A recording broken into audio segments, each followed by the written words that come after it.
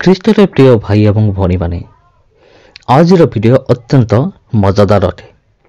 କାରଣ ଆଜିର ଭିଡ଼ିଓରେ ମୁଁ ଆପଣମାନଙ୍କୁ ଦେଖାଇବି ଗୋଟିଏ ନୁହେଁ ଦୁଇଟି ନୁହେଁ ବରଂ 8ଟି ବାଇବେଲ ସମ୍ପର୍କିତ ଐତିହାସିକ ସ୍ଥାନ। ତେବେ ଭିଡ଼ିଓଟି ବହୁତ ରୋମାଞ୍ଚକର, ଆଗ୍ରହଜନକ। ଚାଲନ୍ତୁ ଆମେ ଆଗକୁ ଯିବା।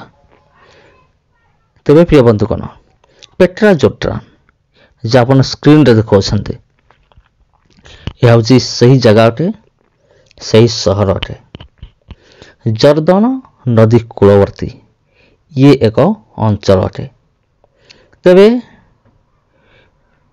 ଏପରି ଅନେକ ଐତିହାସିକ ସ୍ଥାନ ଗୁଡ଼ିକ ରହିଅଛି ଯାହାକି ଆପଣମାନଙ୍କ ମଧ୍ୟରୁ ଅନେକ ଅଲରେଡ଼ି ମୋର ଚ୍ୟାନେଲକୁ ଯାଇ ଅନେକ ଭିଡ଼ିଓ ସେମାନେ ଦେଖି ଆସନ୍ତି। ଯେପରି ହେଲା ଜର୍ଦାନ ନଦୀ ହେଲା, ଗାଲିଲି ସମୁଦ୍ର କୂଳ ହେଲା, ଆଉ ଏମିତି ଅନେକ ବିଷୟ ଅଛି ଯାହାକି ଅଲରେଡ଼ି ଆପଣ ଦେଖି ଆସନ୍ତି। ଆଉ ଆଜିର ଭିଡ଼ିଓରେ ଆପଣ ଅନେକ ବିଷୟ ଦେଖିବେ। ମାତ୍ର ଅଳ୍ପ ସମୟ ମଧ୍ୟରେ ଇସ୍ରାଏଲ ଦେଶର ଅନେକ ଐତିହାସିକ ଜାଗା ଗୁଡ଼ିକ ଆପଣ ଦେଖିବେ। ତେବେ ଇଏ ଦେଖନ୍ତୁ ଏକ ଐତିହାସିକ ଜାଗା, ଆଉ ସ୍କ୍ରିନରେ ଯାହା ଲେଖା ଅଛି ଆପଣ ଭିଡ଼ିଓକୁ ପୁଶ୍ କରି ଆପଣ ପଢ଼ିପାରିବେ। ଆଉ ଏଇଠି ଗୋଟିଏ ଦିନ ଥିଲା, ଏଠାରେ ଏକ ଥିଏଟରର ଅର୍ଥ ହେଉଛି ସିନେମା ହଲ୍ ନୁହେଁ। ଆଉ ଆଜିକାଲି ତ ଥିଏଟର ଅର୍ଥ ସିନେମା ହଲ୍, କିନ୍ତୁ ପୂର୍ବ କାଳରେ ମନୋରଞ୍ଜନ ଏହିସବୁ ସ୍ଥାନମାନଙ୍କରେ ହେଉଥିଲା। ଏବେ ଯେପରି ସିନେମା ହଲ୍ ମାନଙ୍କରେ ଲୋକମାନେ ଭିଡ଼ିଓ ଦେଖିକି ଏନ୍ଜୟ କରୁଛନ୍ତି, ଉପଭୋଗ କରୁଛନ୍ତି, କିନ୍ତୁ ଆଗକାଳରେ ସେମିତି ନଥିଲା। ପ୍ରାୟ ଯୀଶୁଙ୍କ ସମୟରେ କିମ୍ବା ଯୀଶୁଙ୍କର ପୂର୍ବ ସମୟରେ ଲୋକମାନେ ନୃତ୍ୟ କରି ଗୀତ ଗାଇ ସେମାନେ ଏନ୍ଜୟ କରୁଥିଲେ। ଏବଂ ଏହିପରି ବଡ଼ ବଡ଼ ଷ୍ଟାଡ଼ିୟମ ମାନଙ୍କରେ ଲୋକମାନେ କ'ଣ କରୁଥିଲେ, ପଇସା ଦେଇକି ସେମାନେ ଆସିକି ଦେଖୁଥିଲେ।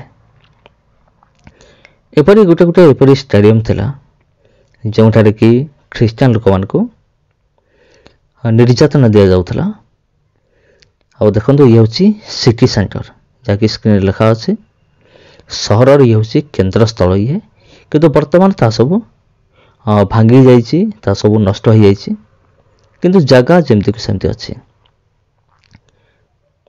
ତେବେ ଏଇଟା ହେଉଛି ଗୋଟେ ଗେଟ୍ ଅଟେ।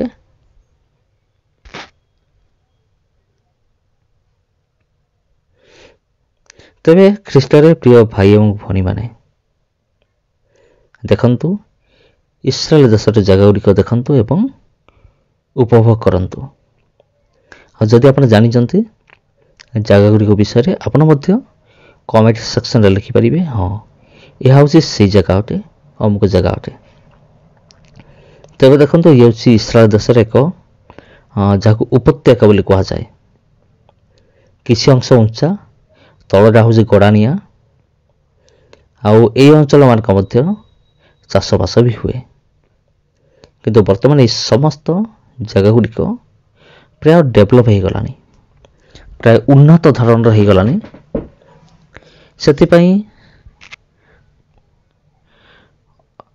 ଉନ୍ନତ ଧରଣର ଏହି ଜାଗା ଗୁଡ଼ିକ ହୋଇଗଲାଣି, ସେଥିପାଇଁ ଅନେକ ଆସନ୍ତି ଏଠାରେ ପରିଦର୍ଶନ କରନ୍ତି। ଏହି ଜାଗା ଗୁଡ଼ିକ ଦେଖନ୍ତୁ କେତେ ସୁନ୍ଦର ଲାଗୁଛି।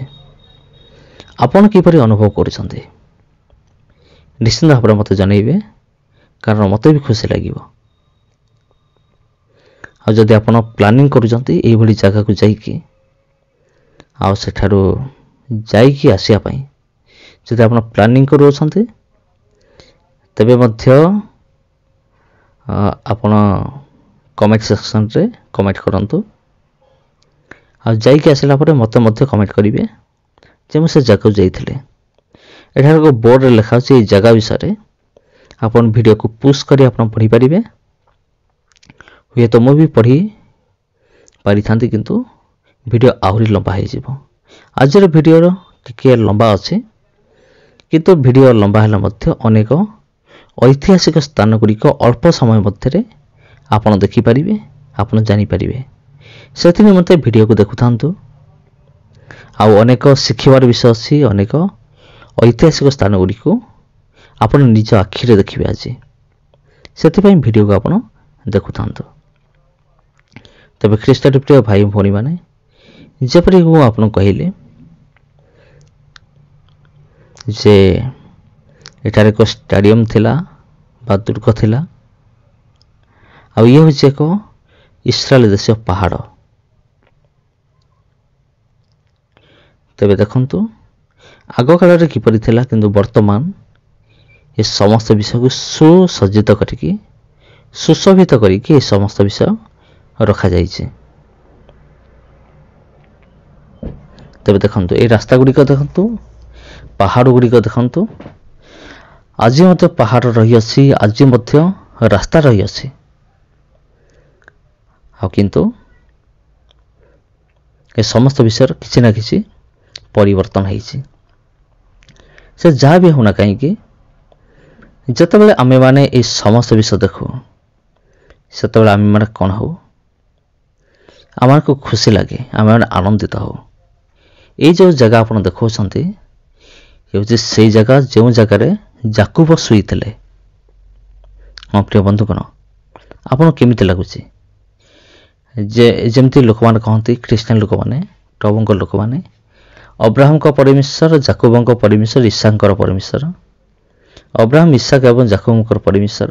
ସେ ଯାକୁବ ଏହି ସ୍ଥାନରେ ଶୟନ କରିଥିଲେ, ଶୋଇଥିଲେ। ଆଉ ଯେଉଁ ରାତ୍ରିରେ ଯାକୁବ ପରମେଶ୍ୱରଙ୍କ ସହିତ ମଲ୍ଲ ଯୁଦ୍ଧ କରିଥିଲେ, ଅନେକ କହନ୍ତି ପରମେଶ୍ୱରଙ୍କ ଦୂତଙ୍କ ସହିତ। ହୁଏତ ଏହା ମଧ୍ୟ ଠିକ୍ ହେଇପାରେ, କାରଣ ଏତେ ମହାନ ସର୍ବଶକ୍ତିମାନ ପରମେଶ୍ୱରଙ୍କ ସହିତ ଡାଇରେକ୍ଟ ଯୁଦ୍ଧ କରିବାଟା ହେଉଛି ନିଜ ଉପରକୁ ବିପଦ ଆଣିବା ସହିତ ସମାନ ଅଟେ। ସେଥିପାଇଁ ହୋଇପାରେ ଅନ୍ୟମାନେ କହନ୍ତି ଯେ ଈଶ୍ୱରଙ୍କ ଦୂତଙ୍କ ସହିତ ଯୁଦ୍ଧ କରିଥିଲେ। ହଁ, ତାହା ମଧ୍ୟ ହେଇପାରେ। ତା ହେଉଛି ଏଇ ଜାଗାରେ ଘଟିଥିଲା। ମୋର ଚ୍ୟାନେଲରେ ଅଲରେଡ଼ି ଗୋଟେ ଭିଡ଼ିଓ ଅଛି ଯେ ଯାକୁବ କେଉଁ ସ୍ଥାନରେ ପରମେଶ୍ୱରଙ୍କ ସହିତ ଲଢ଼େଇ କରିଥିଲେ। ଅମନ ସିଟାଡେଲ, এই ଯେଉଁ ମ୍ୟାପ୍ ଆପଣ ଦେଖାଉଛନ୍ତି, ଏ ମ୍ୟାପ୍କୁ ଆପଣ ଟିକେ ଦେଖନ୍ତୁ, ଭିଡ଼ିଓକୁ ପୁଶ୍ କରିକି ବୁଝିବା ପାଇଁ ଚେଷ୍ଟା କରନ୍ତୁ।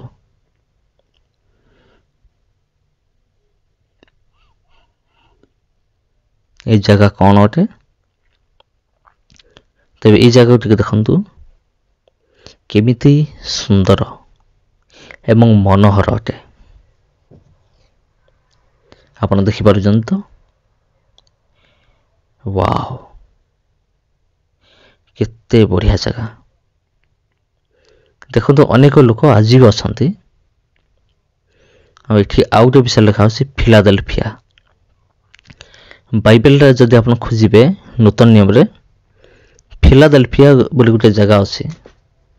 ଆଉ ଯେଉଁ ଜାଗାରେ ପ୍ରଭୁ ଯୀଶୁଖ୍ରୀଷ୍ଟଙ୍କର ଶିଷ୍ୟମାନେ ସବୁ ଥିଲେ, ତାଙ୍କର ଲୋକମାନେ। ଆଉ এই ସମସ୍ତ ଜାଗା ଆଜି ମଧ୍ୟ ରହିଅଛି ସେମିତି। ଆଉ ହୁଏତ କିଛିଟା ପରିବର୍ତ୍ତନ ହେଇଛି, କିନ୍ତୁ এই ସମସ୍ତ ବିଷୟ ଆଜି ମଧ୍ୟ ଦେଖିବାକୁ ମିଳେ। ଏ ଦେଖନ୍ତୁ, এই ଜାଗାକୁ ଦେଖନ୍ତୁ, ଆଉ କେତେ ବଢ଼ିଆ, କେତେ ସୁନ୍ଦର ଜାଗା। ଯଦି ଆପଣ କେବେ ଯାଇଛନ୍ତି, ଯଦି ଆପଣ କେବେ ସେଠାକୁ ଯାଇଛନ୍ତି, ତେବେ କମେଣ୍ଟ କରିବେ ନିଶ୍ଚିନ୍ତ ଭାବରେ, ହଁ ମୁଁ ସେ ଜାଗାକୁ ଯାଇଥିଲି ବୋଲି।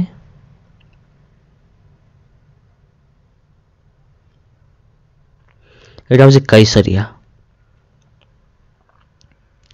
କାଇସରିଆ ବିଷୟ ଆପଣ ଶୁଣିଥିବେ। ଏ ହେଉଛି କାଇସରିଆ। ଏଠି ଏମିତି ଗୋଟେ ଦିନ ଥିଲା ଯୀଶୁଙ୍କ ସମୟରେ, ବଡ଼ ବଡ଼ ସବୁ ବିଲ୍ଡିଂ ଗୁଡ଼ିକ ଥିଲା, ଘର ଗୁଡ଼ିକ ଥିଲା। ଏଠାରେ ବଡ଼ ବଡ଼ ରାଜପ୍ରାସାଦ ଗୁଡ଼ିକ, ମାନେ ମୋର କହିବା ଅର୍ଥ ହେଉଛି ରାଜପ୍ରାସାଦ ଭଳିଆ ବଡ଼ ବଡ଼ ବିଲ୍ଡିଂ ସବୁ ରହିଥିଲା। କିନ୍ତୁ ଦେଖନ୍ତୁ ଆଜି ୟାର ଅବସ୍ଥା କେମିତି? ୟାର ଅବସ୍ଥା ପ୍ରାୟ ଭଗ୍ନାବଶେଷରେ ରହିଅଛି। ଯୀଶୁଙ୍କର ଶିଷ୍ୟମାନେ ଯୀଶୁଙ୍କୁ କହିଲେ, ହେ ଗୁରୁ, ଦେଖନ୍ତୁ କେତେ ବଡ଼ ବଡ଼ ପ୍ରାସାଦ ସବୁ ରହିଅଛି। କିନ୍ତୁ ପ୍ରଭୁ ଯୀଶୁ କ'ଣ କହିଲେ? एमती गोटे दिन आसु आसी ए सबू भग्न हम भांगीज आउ गोटे पत्थर उपर आउ गोटे पत्थर रहिब नाही। प्रभु यीशु जेमिति कहिथिले ठीक एक्जाक्ट से सिचुएशन आज ए सहर रही अछि। ए सहर रे जहाँ भी घर थिला, जहाँ भी बड़ बड़ बिल्डिंग थिला, सबुरा भांगी जाइछि। केवल अल्प किसी फाउंडेशन तले अछि, किसी खुंट गुड़िक रही अछि। ता सब देखिले मन हुए जे हाँ प्रकृत रे प्रभु को वाक्य सत्य। आउ एटा होछि म्यूजियम। आपण देखंतु वर्तमान आपण देखंतु एटा होछि म्यूजियम, इस्राएल देशर म्यूजियम। आउ एठार अनेक विषय सब मिले नुहे ए सब रखा जाइछि कलेक्शन करिकी। पूर्व कालर पत्थर, पूर्व कालर मूर्ति, पूर्व कालर पात्र, एपरि अनेक विषय संग्रह करिके एठारे रखा जाइछि।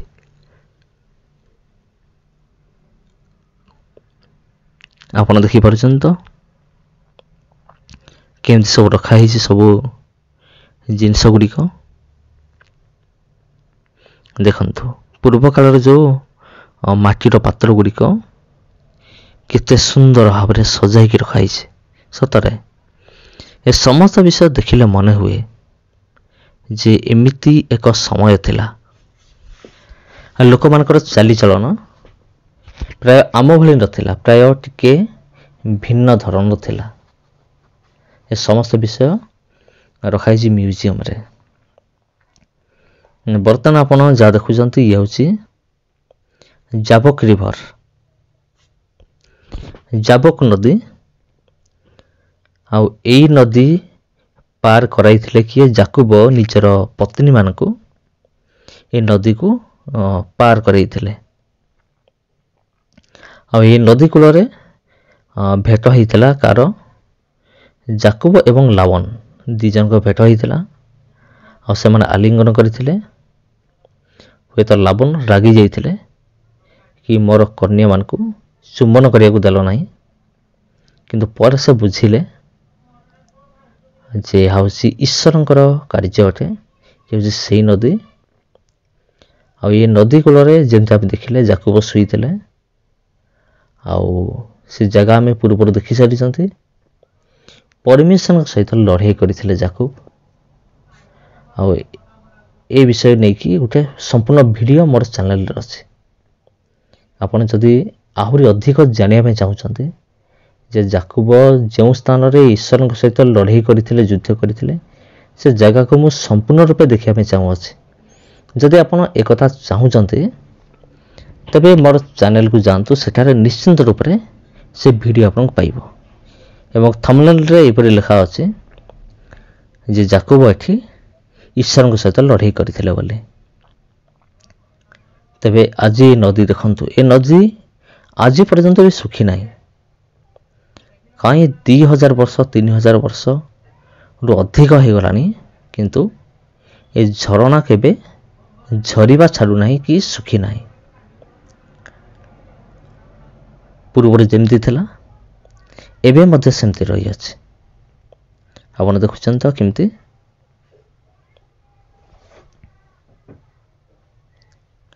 तबे प्रिय बंधु कौन होसी जो नदी कथा मुझे आपन कहली जाबक रिवर। जदि हम ओडिया रे अनुवाद करिबा जाबक नदी बोली आमे कहि परिबा को।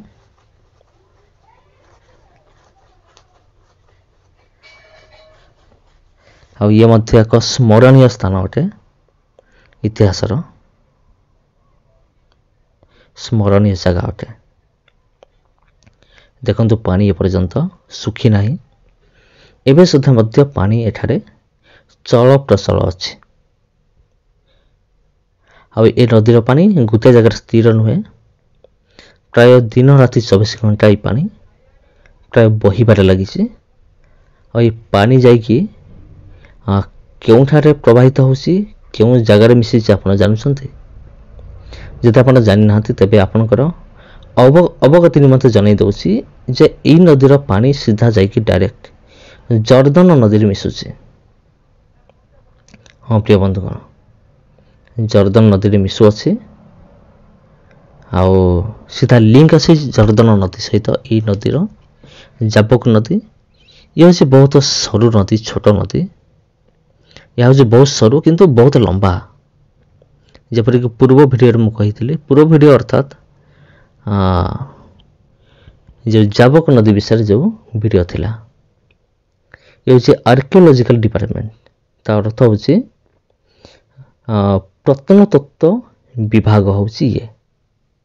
ପ୍ରତ୍ନତତ୍ତ୍ୱର ଅର୍ଥ ଆପଣ ଜାଣିଛନ୍ତି? ଆପଣ ଯେଉଁମାନେ ଜାଣିନାହାନ୍ତି ଟିକେ ମୁଁ କହିଦେଉଛି। ଆର୍କିଓଲୋଜିକାଲ ଡିପାର୍ଟମେଣ୍ଟ ହେଉଛି ସେଇ ଡିପାର୍ଟମେଣ୍ଟ ଯେଉଁମାନେ କି ଗୋଟେ ଜାଗାକୁ ସେମାନେ ସ୍ୱତନ୍ତ୍ର ଜାଗାକୁ ଠାବ କରି ସେମାନେ ଖୋଳନ୍ତି। ବହୁତ ଖୋଳିଲା ପରେ ଆଉ କ'ଣ ହୁଏ, ଆଗକାଳର ପ୍ରାୟ 2000, 3000, 4000, 5000 ଏମିତି ବର୍ଷ ତଳର ଅନେକ ପାତ୍ର ହେଲା, ଅନେକ ମୁଦ୍ରା ହେଲା, ଏମାନେ ସଂଗ୍ରହ କରନ୍ତି। ଆଉ ଖବର ସୂତ୍ରରୁ ଜଣାପଡ଼ିଛି ଯେ ଏମାନେ ଅନେକ ମୁଦ୍ରା ସଂଗ୍ରହ କରିବା ସହିତ ଏମାନେ ଅନେକ ପୂର୍ବକାଳର ଲେଖା ଗୁଡ଼ିକ ମଧ୍ୟ ସଂଗ୍ରହ କରିଛନ୍ତି। ପୂର୍ବ କାଳର ପାତ୍ର, ପୂର୍ବ କାଳର ମୁଦ୍ରା, ପୂର୍ବ କାଳର ଯେତେ ସବୁ ଜିନିଷପତ୍ର ଗୁଡ଼ିକ, ଯେପରି ଲେଖା ହେଉ, ପଥର ହେଉ, ଅସ୍ତ୍ରଶସ୍ତ୍ର ହେଉ, ଯେଉଁଗୁଡ଼ିକ ବାଇବେଲ ମଧ୍ୟରେ ରହିଅଛି। ବାଇବେଲ ଭିତରେ ଯେଉଁ ରାଜାମାନେ ଅଛନ୍ତି, ପ୍ରଜାମାନେ, ସେମାନେ ଯାହା ଯାହା ବ୍ୟବହାର କରୁଥିଲେ ନିଜର ନୀତିଦିନିଆ ଜୀବନରେ, ସେ ସମସ୍ତ ବିଷୟକୁ ଖୋଜି ବାହାର କରେ କିଏ? ଏଇ ଆର୍କିଓଲୋଜିକାଲ ଡିପାର୍ଟମେଣ୍ଟ। ଯେପରିକି ଆର୍କିଓଲୋଜିକାଲ ଡିପାର୍ଟମେଣ୍ଟ ନିକଟ ଅତୀତରେ ଯୀଶୁଙ୍କର ଡଙ୍ଗାକୁ ଖୋଜିକି ବାହାର କରିଛି। ଅର୍ଥାତ୍ ଯୀଶୁ ଯେଉଁ ଡଙ୍ଗାରେ ସମୁଦ୍ରରେ ଏ ପାରିରୁ ସେ ପାରିକୁ ଯାଉଥିଲେ, ଆଉ ସେଇ ଡଙ୍ଗାକୁ କିଏ ବାହାର କଲା? Archaeological department. ତା କାମ ହେଉଛି ସେଇଟା। ଏଇ ଡିପାର୍ଟମେଣ୍ଟର କାମ ହେଉଛି ପୂର୍ବ କାଳର ଜିନିଷ ଗୁଡ଼ିକୁ ଖୋଜିକି ବାହାର କରିବା। ଆଉ ସେମାନେ ବାହାର କଲା ପରେ କ'ଣ କରନ୍ତି? ଦେଖନ୍ତୁ, ଏଠି ବୋର୍ଡ଼ ଅଛି, ଆପଣ ଭିଡ଼ିଓକୁ ପୁଶ୍ କରିକି ନିଶ୍ଚିତ ରୂପରେ ପଢ଼ିପାରିବେ। ତେବେ ସେମାନେ କ'ଣ କରନ୍ତି? ଯେତେବେଳେ ସେମାନେ ଗୋଟିଏ ଜିନିଷକୁ ବାହାର କରନ୍ତି, ମାଟି ତଳୁ ଖୋଳିକି ବାହାର କରନ୍ତି, ଆଉ ସେମାନେ ତାକୁ ପରୀକ୍ଷା କରନ୍ତି। ଆଉ ପରୀକ୍ଷା କରନ୍ତି ଯେ ଏଇ ଜିନିଷଟା କେତେ ହଜାର ବର୍ଷ ତଳର, ମାନେ କେତେ ପୁରୁଣା, ସେମାନେ ପରୀକ୍ଷା ନିରୀକ୍ଷା କରି ସେମାନେ ବାହାର କରନ୍ତି। ଆଉ ଗୋଟେ ଗୋଟେ ବିଷୟ ତ ବର୍ଷେ 2 ବର୍ଷ ଭିତରେ ସେମାନେ ତାର ଉତ୍ତର ପାଇଯାଆନ୍ତି। କିନ୍ତୁ ଗୋଟେ ଗୋଟେ ବିଷୟକୁ ଫାଇଣ୍ଡ ଆଉଟ୍ କରିବା ପାଇଁ ପ୍ରାୟ 8 ବର୍ଷ, 9 ବର୍ଷ, 15 ବର୍ଷ ଏମିତି ସମୟ ସବୁ ଲାଗିଥାଏ।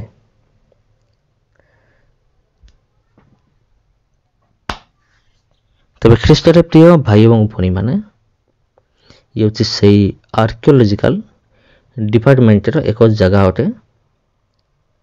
ଆଉ ଯେଉଁ ଜାଗାରେ ଅନେକ ବିଷୟକୁ ପରୀକ୍ଷା କରାଯାଏ, ବାଇବେଲ ସମ୍ପର୍କିତ ଅନେକ ବିଷୟ ଠାବ କରାଯାଇଛି, ତାର ଡେଟ୍।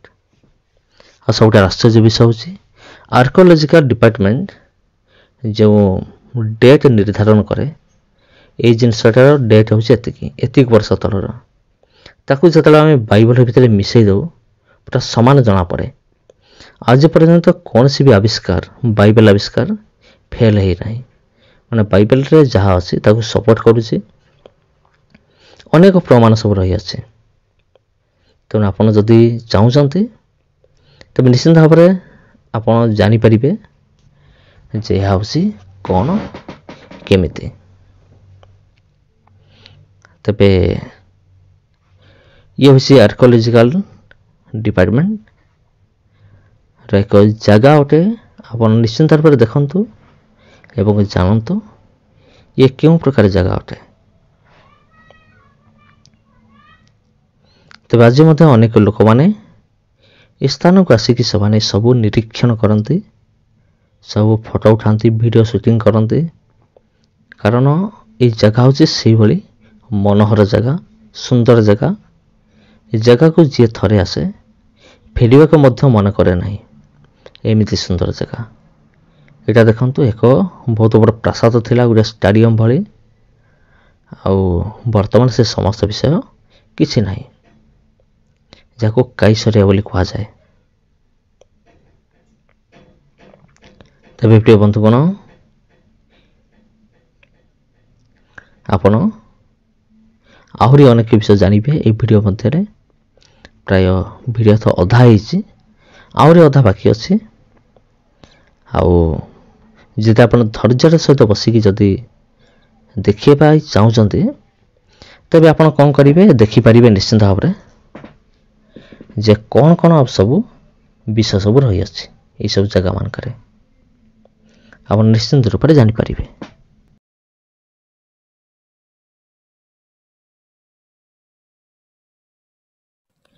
ଏଠାରେ ଆମେ ଜିହୁଦୀମାନଙ୍କର ମନ୍ଦିର କେମିତି ଦେଖିବାକୁ ପାଇବା। ଏହାକୁ ଆଉ ଗୋଟେ ସାଉଥ୍ ଥିଏଟର ବୋଲି ମଧ୍ୟ କୁହାଯାଏ, ଯେଉଁଟାକି ଆପଣ ଦେଖନ୍ତୁ ଉର୍ଦ୍ଦୁ ଭାଷାରେ ଲେଖା ଅଛି, ଯେଉଁ ଭାଷାକୁ ମୁସଲମାନ ଲୋକମାନେ ବ୍ୟବହାର କରନ୍ତି।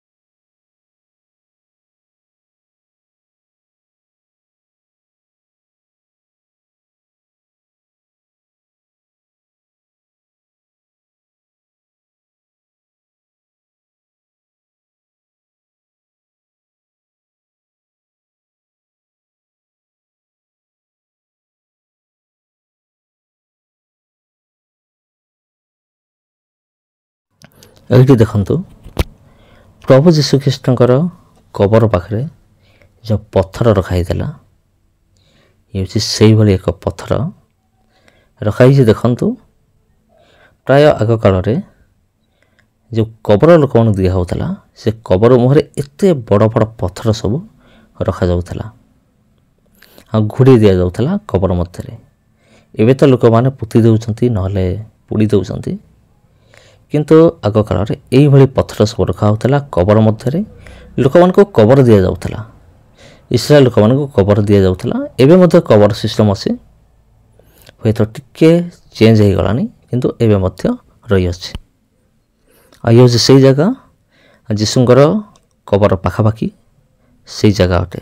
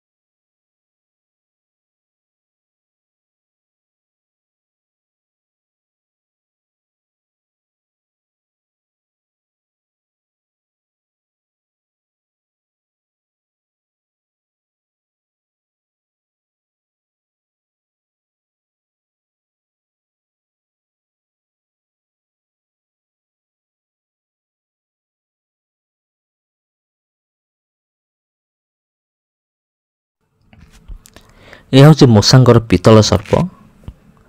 ଆଉ ଇଏ ହେଉଛି ଅରିଜିନାଲ ନୁହେଁ ଇଏ, କାରଣ ତାକୁ ଏମିତି ସ୍ମରଣୀୟ ଉଦ୍ଦେଶ୍ୟରେ ବନାଯାଇଛି ପିତ୍ତଳ ସର୍ପ। ଆଉ ଏହା କାହିଁକି ଅରିଜିନାଲ ନୁହେଁ, କାରଣ ଯଦି ଆମେ ହିଜକିଙ୍କ ବିଷୟରେ ପଢ଼ିବା ସେ କ'ଣ କରିଥିଲେ, ଏ ପିତ୍ତଳ ସର୍ପକୁ ଭାଙ୍ଗିକି ସେ ଖଣ୍ଡ ଖଣ୍ଡ କରିଦେଇଥିଲେ।